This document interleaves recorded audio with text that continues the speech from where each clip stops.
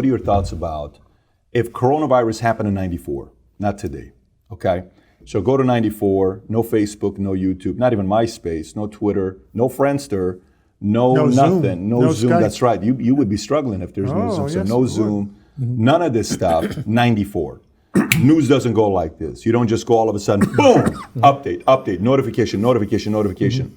If this pandemic happened in 1994, how different would have the people reacted to the way media keeps saying, end of the world, end of the world, end of the world? By the way, what would have been different? We need to stop using apocalyptic language. Correct. Okay, this is Tell the media that. Well, I know that, and they are being apocalyptic about it. I wrote an article. Actually, it's called for Al Arabiya, which is the U.S. government's Arab language news service for the Middle East and North Africa. They asked me to write a column. As a former AID, it's not well known in the United States. USAID. American people don't know all the good things they do around the world, but in the Arab world, AID is very well known. So they said, would you, as a former administrator, write something? Because people don't know what's going on. They're afraid. There's panic in the Middle East and in North Africa. And I said, sure. So I wrote it, and I said, there are two dangers here.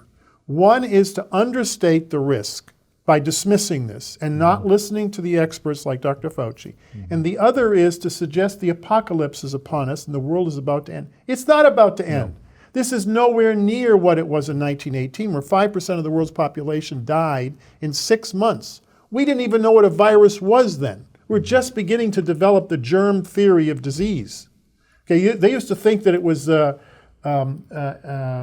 swamp gas that caused illnesses, and they were still bleeding people 100 years ago. They thought the problem was too much blood, or there's something wrong with your blood, and they would bleed you as a way of treating a disease. That was 100 years. So while we have a much more advanced system now, we have science, we know a lot more, and we also know how to produce vaccines. We weren't producing vaccines 125 years ago the way we are now. So. And advanced medication. You know, most of the drugs produced in the 19th century, early 20th, they were jokes. They weren't serious. In fact, they hurt you if you took them. Yeah. So we have a much more advanced system.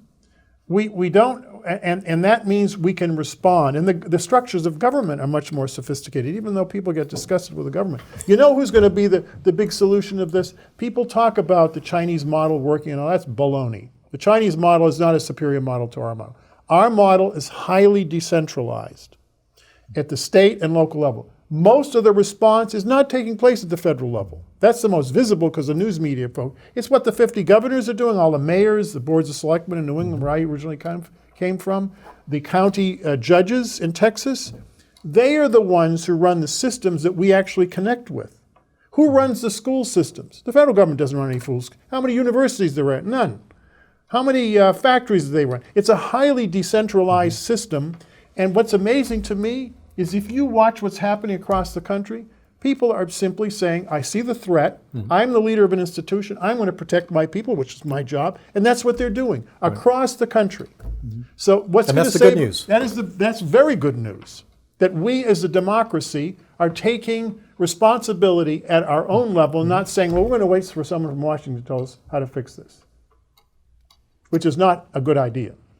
That's what we did yesterday. We made a list of people that have kids who they can't find people in daycare to take care of them, so they're working from home. And folks that are above 50 years old are working from home. And then we made a list of anybody that's pregnant, anybody that has any kind of a health based on the conversations that they had. They're all working from home, and we're going to have a few people that are working from here.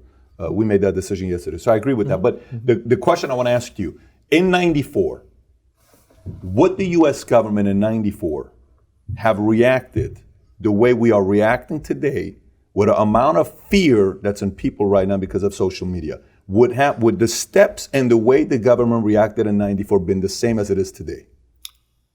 Actually, is it social media that's driving some of the fear as opposed to public health authorities and media? Because I think a lot of actually the Director General of the World Health Organization described before he declared a pandemic that we are actually in an infodemic. And so what we have now is we have an infodemic 100% I agree. So much misleading information, fear-mongering, and trying to get anxiety and worry in people. And so it's infodemic, and it's the fear is actually much worse than COVID. And so somehow we've got to do a better, that does tell me that we need to do a better job as a society in risk communication and communicating, what the risks are and what we're doing about it, and counter this misinformation that is an infodemic. So social media, maybe we would have been better in '94 without the proliferation of social media. That's what I'm saying.